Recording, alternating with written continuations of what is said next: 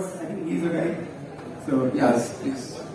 So, this could be in the future, metaverse will be in the future. So, already we have created for a classroom student. We have implemented for multiple colleges in Bangalore, Southside. So, that will be a different field where you want to be there into real-time scenario. So, so many things I want to express are not in this time. Maybe you can touch with me, so I will get connected. that will be perfect. Yes. Perfect. Thank you so much. I think we'll start with the next session. Nice picture, man. Yeah, hi guys. So like myself is Arun Ganesh. Actually, like I do work for the company known as Stellantis, and you might be wondering what is Stellantis. First of all, like I will say that. So the Stellantis is like an automobile company. Cars we manufacture cars. Like we might have heard of the Jeep, Citroen, Alfa Romeo. These are the brands which come under us. So in these manufacturing companies, what this extended reality we work upon is like mixed reality technology and like a kind of a virtual reality technology like merging together. So that outcome is known as extended reality. So here I am going to talk about the real-time problem which was faced by the world's third largest automobile sector company. So this is the project of our company and like the solution provided from my side and my project results.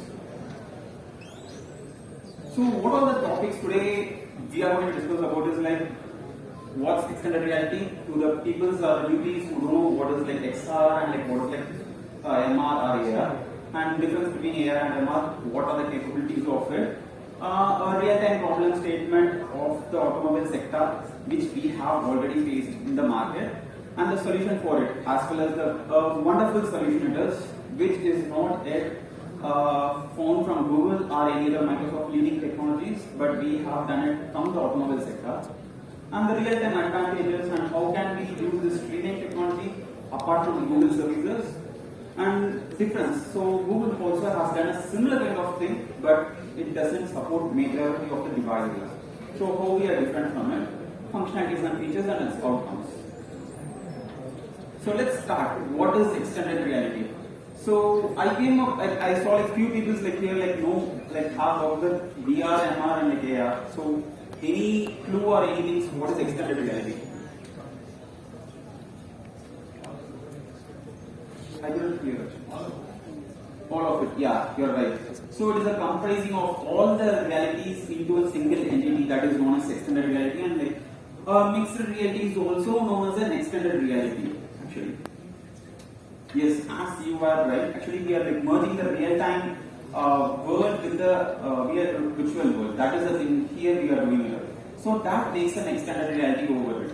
So extended reality is also used in various platforms like medical sector. In Singapore, if you take Singapore government has making the extended reality into their medical fields for the operation purposes and automobile sectors as well as the Stellantis is leading in it. And like other products in militaries, like 2 to 3 months back, you might have heard about the like US government working with the HoloLens devices. HoloLens 2 devices are a mixed reality product to get into the army forces. So that has been the latest step which is providing more accuracy for the militants in the North American regions. So what is the difference between AR and MR? So both is like the same kind of realities. So you could see a visual object. Visual object is nothing but a daily life you use AR filters in Instagram, Snapchat. So these are the AR things. So what is MR then? So that also you'll be seeing a virtual object in the real world. What is the main difference in it? So let's say like in AR, you are going to like interact with an object using a display. But in mixed reality, it is totally different. That you'll be using a real hands. So you don't need to buy any external devices like hardware gloves or anything in it. You could just interact with your hands, which has a radar cam support in it, which detects your hands and like gives a hand menu over it kind of things. So that's the main difference. And like in this, like you'll be you won't even like have a real-time interaction in the AR, but in like next you get a more real-time interactivities. So this is the main problem. Before getting into the problem. So what, as a consumer, we have faced in this issue in the automobile sector is like, let's say like I'm a like a Brazilian customer who wants to buy an Alfa Romeo car, I walk into a showroom, I see a car, and I want to purchase it. But I don't like the color of the car. I am saying that I need to see a different kind of car or model of a car. But like a brand says that we don't have a car. You could see it in the browsers. Will we accept it? They will ask us to make a payment of like something around 50 lakhs before seeing the car. So that is not a part which we could rely on. So in that place, we use this extended reality tech to get on top of it, giving us a solution. Yeah, Stellantis this is my like our company project. Stellantis is the 6th largest automobile company in the world, which has 100 plus showrooms. So in this, what is the major problem we faced was there is an event known as CES, which is happening annually in the North American region. In that, we will be showcasing our technological stuff and like upcoming car models. So let's say like Alfa Romeo is going to release a car known as Tonale. So that is not yet released in the market. So then how you guys will see it out? We won't explore the car in the real world. So how can we use it? So using the virtual reality devices and mixed reality devices. But let's say like a mixed reality device of HoloLens is going to cost you around like $30,000 or like approximate using all the remote all the capabilities will be coming up. Yes, virtual reality devices. But that is the issue when it comes to the real-time cost, because like a HoloLens device maximum will be having a 5 devices, which like 100 crore people comes up, they can't give you a HoloLens device for each and every view. So how can we solve it? So this is the problem too, which we face in the real-time brand known as Jeep. So you might have heard about the Jeep brand actually. So Jeep has a Jeep Compass, many vehicles like Jeep Wrangler, Rubicon kind of things. This was a real-time thing where the Jeep brand has made a real campaign in the malls and like in the expo events. For the campaign, they costed 60% of their market value. Let's say like it was something around like $1.8 million they spent it out, and it was a pure loss for that campaign actually. So based on these two problems, we came up with a solution by providing us Streaming XR. Streaming XR is already done by Google actually, but to be clear that Streaming XR, which Google provided, is only supported in AR devices like kind of iPhones and like Android devices. To overcome this, we use Streaming XR using Cloud Edge. So what is here we play with the cloud actually, edge cloud computing concept. So what is edge computing first of all? Any idea about edge computing? IoT devices. Yeah, Connecting the partially. Any other thing? Majority of the process happens in your device. Okay, that is also partially correct. I needed a proper terminology. Stanchot lets the workload of the cloud and reduces latency. Can you? Yes, please. It's an intermediary between the end node and the cloud, which reduces the latency and decreases the workload of the Yes, he's right actually. So you would get a star at the end of the session. So like what is that is like as he said, so that's like an intermediate thing which we are doing here. So edge computing is a distributed concept where we use it. So we are using the same thing in the cloud format with the Streaming XR. So what it actually does is like, let's say like you have a virtual reality device. He has one mixed reality device and I have just a AR cam. So all the 3 devices supports 3 different environments, and which I can't use a virtual reality. I can't see a virtual reality in a phone, or like he can't see a virtual reality device. Person can't see a mixed reality experience. But using a Streaming XR, we could get the experience of any kind of environments. Let's say like nowadays there is a device known as Quest Pro, which is released right now in the market, which supports a mixed reality environments. So using the same thing, we could achieve it actually. So here we are streaming any kind of virtual reality contents to any kind of devices. So there is no restrictions for any users to experience the environments. Yeah, so this is the thing. So as I said like previously, like we could stream any kind of reality platforms to any devices, any different cases.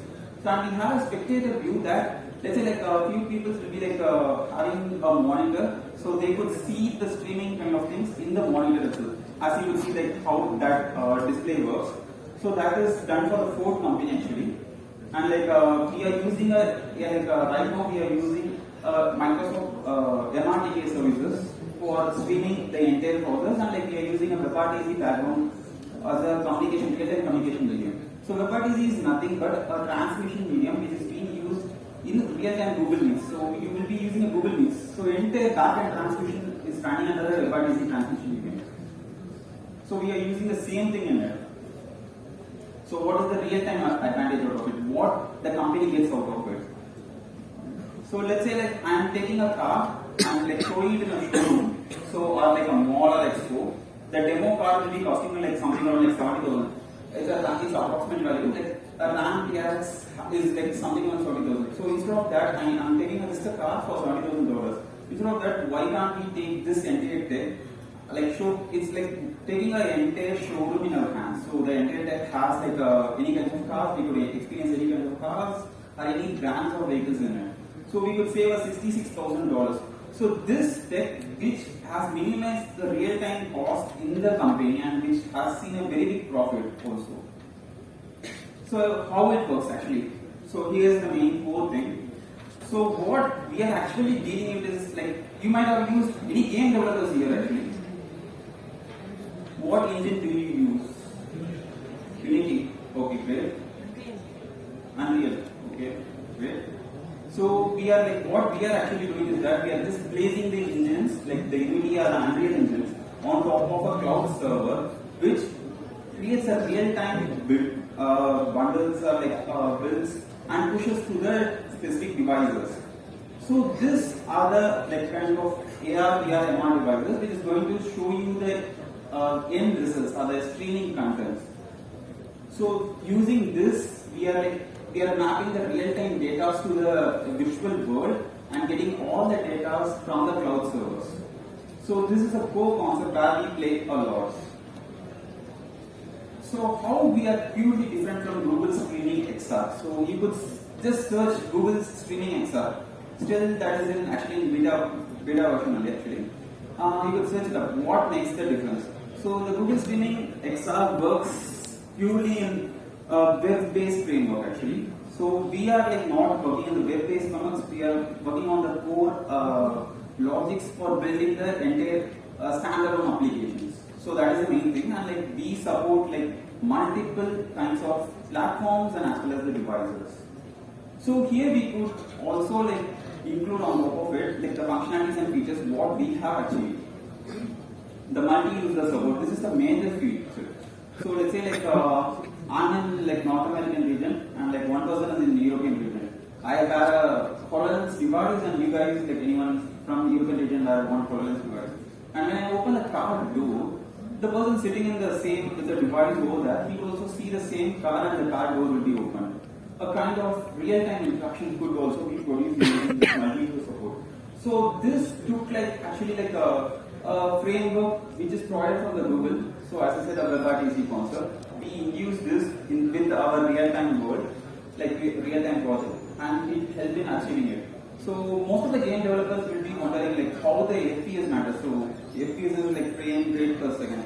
So how that matters? Because like streaming a very high poly content, eventually the FPS will go low actually. So the FPS comes in role like 60 to 80, which is a phenomenal experience to give you extended reality support in this. A global interaction. As I said, we could explore the car from wherever we are, like from any kinds of like environments we are. So that is the main thing, that is the key factor which plays in there. So the outcomes. The major outcomes are like strengthening of the marketing and increasing your project values, and like let's say like I could experience any 3D kinds of models, not only the cars, we could experience any kind of 3D models in any kind of reality platforms without any restriction of devices. And it can be used as like a part of, we could use a single feature in different fields also, normally in automobile sector. It can be used in different sectors actually.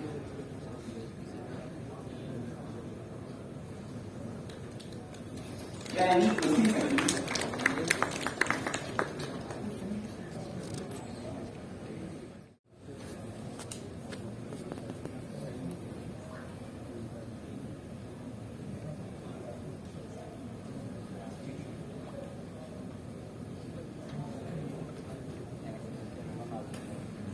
So we have actually this is a device which we used for the mixed reality experience. And we have on top of it a LiDAR support camera. So it's a powerful camera which detects your entire thing. So your hand. So using that, it recognizes that is your hand and it is going to give you an experience or a feel to you by hallucinating it.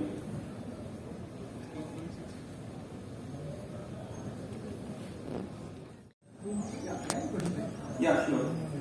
What do you think, apart from gaming, will be an application for exam?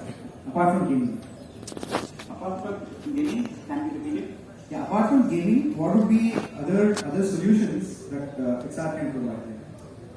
Industrial or education is one, but something like that we would have never thought of. So the real time is that the upcoming thing still not yet released in the market is the you guys know about the heads-up display. So right now it is there in cars, but it's going to be digital heads-up display where you could get the real-time road assist view. So let's say we are going to keep a camera. These are coming up in the RAM brand actually. This is going to come in the RAM brand. So we are going to keep up a camera in front of the steering boards. So which is going to find and tell whether any obstacle is going to come up and is going to give a digitalized display, a heads-up display, and where you could get all the notifications on top of it. Yeah. The thing, let's say what she asked was if the car is there and if I'm wearing the device and going and seeing around the car, and how could we restrict it? So we can't restrict the view, we can't restrict the users not to view this part of the car, but instead of that we can restrict the users not to touch up open the hood of the car. We can restrict that. However, we could play with some animation to it. So while we are opening the door and doing some instruction, we are inserting some animation over there. So on top of it, so we could restrict based on the users list which we provide, we could restrict the users. So previously we have a list who are the users can be restricted. So based on that only we could do it.